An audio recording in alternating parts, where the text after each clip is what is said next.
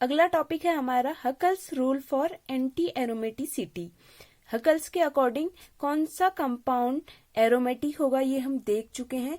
अब हम देखेंगे हकल्स के अकॉर्डिंग कौन सा कंपाउंड एंटी एरोमेटिक होगा, या अगर एंटी एरोमेटिसिटी भी आती है तो आप इसे ही लिखेंगे।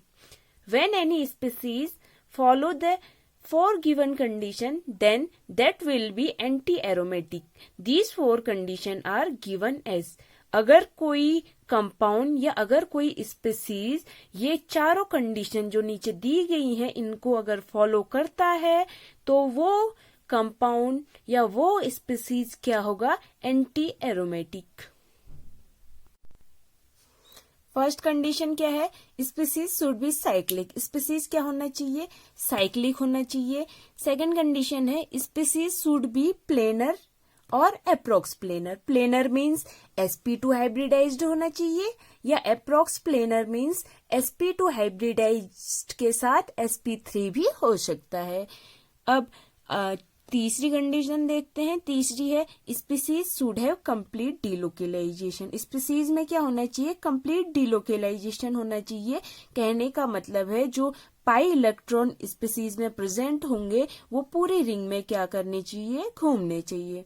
अब चौथी कंडीशन देखते हैं। चौथी कंडीशन क्या है, species should have follow the following rule. Species following rule को फॉलो करना चाहिए। यहाँ एरोमेटिक और एंटी एरोमेटिक जो हकल्स ने रूल दिए थे उनमें डिफरेंस सिर्फ इसी रूल में है। फर्स्ट रूल था कि वो 4n+2 equal to number of delocalised electron, और एंटी एरोमेटिसिटी के लिए जो रूल है वो है 4n equal to number of delocalised electron. Number of delocalised electron means जो इलेक्ट्रॉन रिंग में क्या करेंगे, घूमेंगे। और यहाँ भी n क्या होगा, n कोई इंटीग्रल नंबर होना चाहिए। अब स्पीसीज देखते हैं। फर्स्ट स्पीसीज है हमारे पास साइक्लोप्रोपेनिल एनाइन। साइक्लोप्रोपेनिल एनाइन क्या इन चारों कंडीशनों को फॉलो करता है। अगर वो चारों कंडीशनों को फॉलो करेगा तो वो क्या होगा, एंटी एरोमेटिक होगा।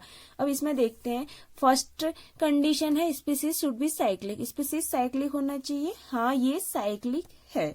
सेकेंड कंडीशन है स्पीसीज शुड बी प्लेनर और अप्रोक्स प्लेनर। या तो ये प्लेनर होना चाहिए या अप्रोक्स प्लेनर होना चाहिए। प्लेनर होने का मतलब sp2 हाइब्रिडाइज्ड होना चाहिए। यहाँ पर अगर हम देखें तो ये कार्बन भी sp2 हाइब्रिडाइज्ड होगा, ये कार्बन भी sp2 हाइब्रिडाइज्ड होगा, और ये कार्बन क्या होगा, sp3 हाइब्रिडाइज्ड, यानी कि ये क्या है, अप्रोक्स प्लेनर है। और थर्ड कंडीशन है हमारी species should have complete delocalisation. Species में क्या होना चाहिए, कंप्लीट डीलोकेलाइजेशन होना चाहिए। अगर इसमें डीलोकेलाइजेशन देखे तो इसमें भी डीलोकेलाइजेशन प्रेजेंट होगा।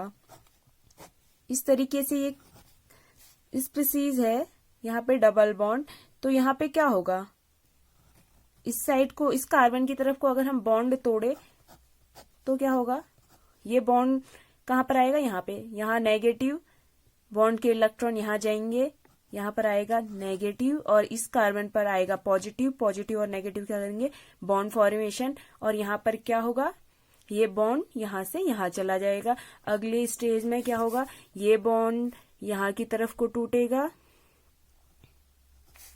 और क्या होगा, यहाँ पर पॉजिटिव आएगा, पॉजिटिव और नेगेटिव बॉन्ड फॉर्मेशन। यहाँ पे दोनों इलेक्ट्रॉन इस कार्बन पे आए तो यहाँ पर क्या आ जाएगा, नेगेटिव आ जाएगा। इस तरीके से आप देख रहे हैं कि जो बॉन्ड के इलेक्ट्रॉन है पूरी रिंग में क्या कर रहे हैं, घूम रहे हैं। इसका मतलब इसमें कंप्लीट डीलोकेलाइजेशन प्रेजेंट है। अगर फोर्थ रूल देखे तो फोर्थ रूल क्या है, 4n इक्वल टू होगा number of delocalised electron. Number of delocalised electron, number of delocalised electron अगर हम यहाँ पे देखें तो कितने हैं, कितने इलेक्ट्रॉन घूम रहे हैं रिंग में, 2 और 4। तो क्या होगा, 4n इक्वल टू 4 हो जाएगा, n इक्वल टू क्या हो जाएगा, 1, यानी कि integral number n equal to एक इंटीग्रल नंबर आया है।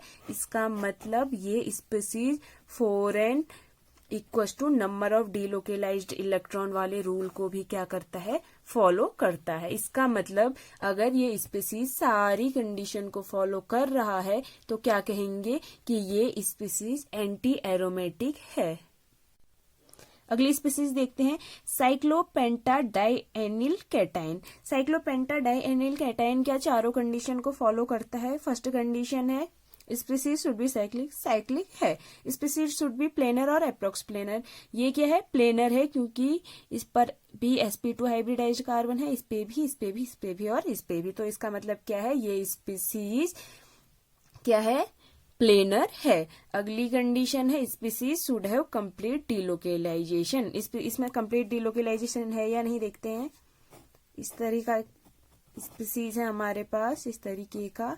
तो यहाँ पर क्या होगा, ये बॉन्ड यहाँ की तरफ टूटेगा तो क्या होगा, बॉन्ड अगर यहाँ की तरफ को टूटा है तो पॉजिटिव, यहाँ पे आएगा नेगेटिव, बॉन्ड फॉर्मेशन होगा और यहाँ पे क्या आएगा, इस कार्बन पर पॉजिटिव आएगा। नेक्स्ट में क्या होगा, यहाँ पर ये बॉन्ड इस तरीके से टूटेगा और यहाँ पॉजिटिव है, यहाँ नेगेटिव आएगा तो बॉन्ड फॉर्मेशन होगा।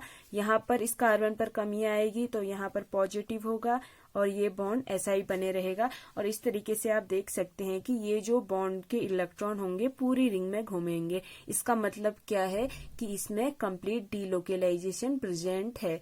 अगर चौथे कंडीशन की बात करें तो चौथी कंडीशन है 4n equals to number of delocalised electron.